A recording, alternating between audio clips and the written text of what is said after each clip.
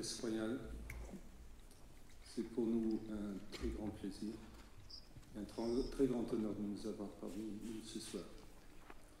Et votre présence est un soutien précieux pour une cause qui est difficile, et je crois que tous nous partageons ce soir la même passion pour le sujet.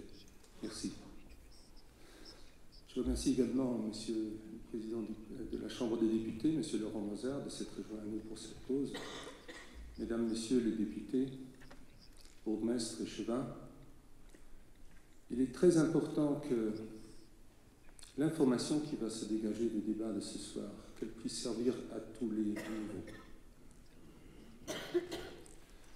J'aimerais aussi remercier le Conseil national des femmes, représenté ici avec sa présidente et sa vice-présidente, qui nous ont aidés avec une brochure qui détaille tous les soucis qui découlent du sujet des mutilations génitales et nous ont aidés à faire passer le message à travers vos canaux. Merci donc, merci à vous. Je remercie bien évidemment aussi tous les amis de la Fondation et ceux qui ne nous connaissent pas encore bien. Je ne veux pas oublier une quinzaine de bénévoles qui, pour certains, depuis ce matin, nous accompagnent en se faisant chauffeurs, photographes, hostesses, techniciens, et qui nous ont fait un cadeau précieux, très précieux, qui est leur temps. Merci. Bien sûr, on accueille tous ensemble ce soir une personne extraordinaire, une femme exceptionnelle, Madame Waris Dirie, une dame qui personnifie la lutte contre la mutilation génitale, une dame qui, dans la vie courageuse et déterminée, est racontée à travers des livres et un film qui ont fait le tour du monde. J'aimerais annoncer un petit changement au programme par rapport à ce qui vous a été distribué.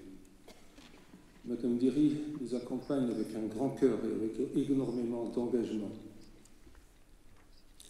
Déjà depuis ce matin, 9 heures, d'interview en interview. Et ce soir, plutôt vers 17 heures, en sortant de l'Utopolis où elle a rencontré les étudiantes, elle a eu une mauvaise nouvelle au téléphone. Il y a une personne proche de sa famille qui a été livrée à l'hôpital et qui, avec un mauvais pronostic, et elle voulait absolument, malgré tout, malgré son épuisement, assurer sa présence ici. Et de commun accord, on l'a limité au discours qu'elle a prévu de faire. Donc elle ne participera pas à la conférence débat. Boris, you gave us already so much today. To all the students, to all the people you met, and we perfectly understand what happened to you, and we love you all.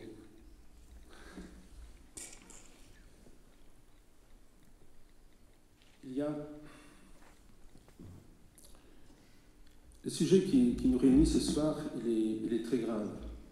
8000 petites filles par jour qui subissent une mutilation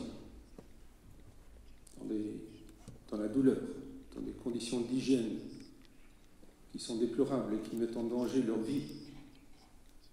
Il y a 8000 filles par jour qui sont marquées pour leur vie. Pourquoi ? Pour rien. Parce qu'un code de traditions ancestrales le demande. Parce qu'il y a des contraintes sociales qui sont toujours là. Parce qu'il y a des femmes qui exercent ce métier d'exciseuse. Parce qu'ils en vivent, parce qu'elles insistent. Et surtout, parce qu'un enfant ne sait pas se défendre. Parce que les cris d'un enfant n'arrivent pas à résonner le manque des adultes.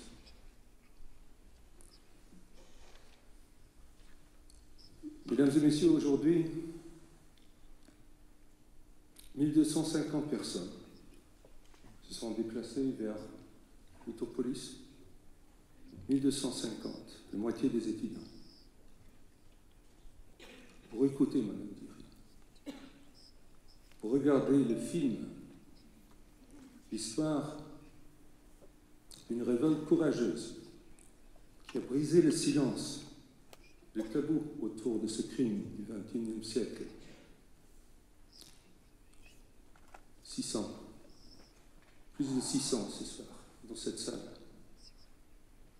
Et la Fondation décline des invitations, des inscriptions depuis 2 semaines. 300 sur la liste d'attente.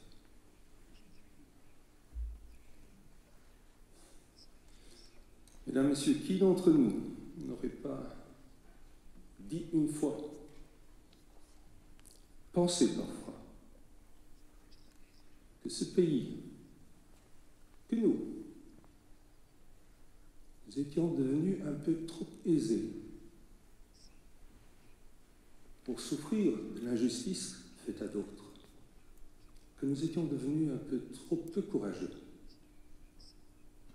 pour s'indigner vraiment, que nous étions devenus un peu trop confortables pour se déplacer et pour se mettre en mouvement. Alors remercions-nous ce soir. Remercions-nous d'avoir apporté la preuve nécessaire du contraire. Il y a déjà quelques jours, et depuis ce matin, 2 personnes m'ont demandé comment se fait-il que la fondation qui est connue pour la lèpre et pour l'ulcère de Broglie, les ulcères tropicaux, comment se fait-il qu'elle soutient les projets contre l'excision? Est-ce qu'il n'y a pas un peu d'opportunisme dans tout ça? Où est la cohérence? J'aimerais répondre, comme il s'agit de personnes qui nous soutiennent avec conviction depuis des années, je prends cette question très au sérieux.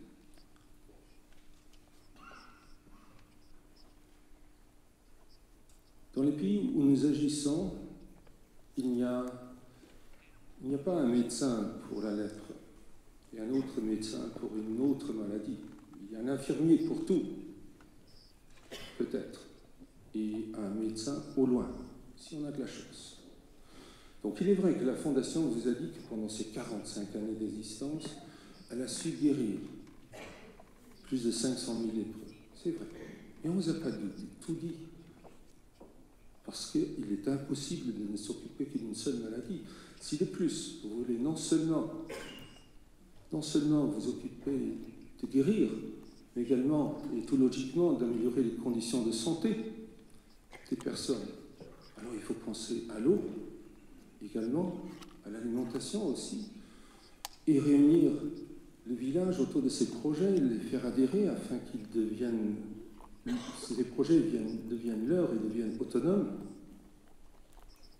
Et vous faites du développement communautaire. Si vous avez un malade qui séjourne longtemps dans un hôpital, il guérit.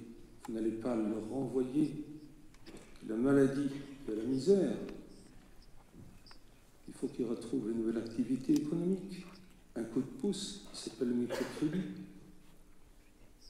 Lorsque vous avez une communauté villageoise qui se tient tout juste en vie et qui ne sait offrir à ses enfants aucune perspective d'avenir meilleur, alors il faut penser plus loin. Il faut faire de la formation professionnelle. Alors oui, franchement, là je me suis arrêté au tiers de la liste peut-être. Franchement, ça fait des ordres. Ça fait des ordres dans un esprit européen qui prévoit sur le PowerPoint slide des axes stratégiques 2 lignes seulement. Mais ce n'est pas le chaos. Ce n'est pas l'assistanat en tout genre. C'est ça le puzzle du développement dans un pays où on manque de tout. Où il n'y a pas 36 spécialistes qui font la file pour aider. Et la clé de cohérence dans ces actions, Ça, c'est notre représentation sur le terrain, la force de nos associations partenaires, ceux qui sont engagés, ceux à qui on croit, ceux qui savent organiser les projets, les mener à bien et les suivre pour qu'ils évoluent. Vous en verrez tout à l'heure 2 à sa table ronde. C'est comme ça que nous sommes arrivés au sujet de l'excision.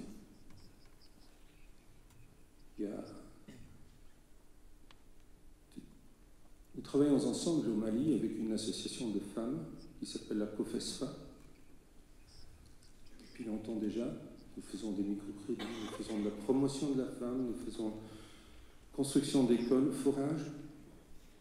Et ces dames nous ont approchés il y a 2 ans avec un projet nouveau dont nous ignorions la gravité et l'envergure.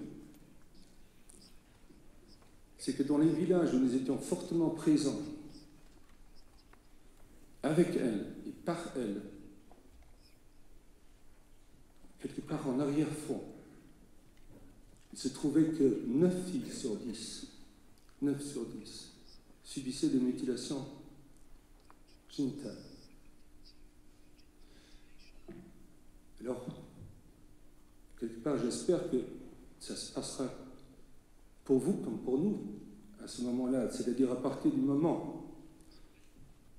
où vous le savez, vous ne pouvez plus l'ignorer. À partir du moment où vous le savez et que vous avez les moyens, vous voulez vous donner les moyens, vous allez agir. Et on a fait du sujet de l'excision, si on veut, le 3e bullet point sur la liste de notre programme Follow Enfants, à côté de la traite des enfants dans le Bénin du Nord et des enfants de la rue au milieu du Mali à Ségou. Un mot encore sur la position de la Fondation, de l'organisateur par rapport au débat qui va s'ouvrir. Les mutilations génitales sont un phénomène qui a traversé l'Afrique, a traversé l'histoire.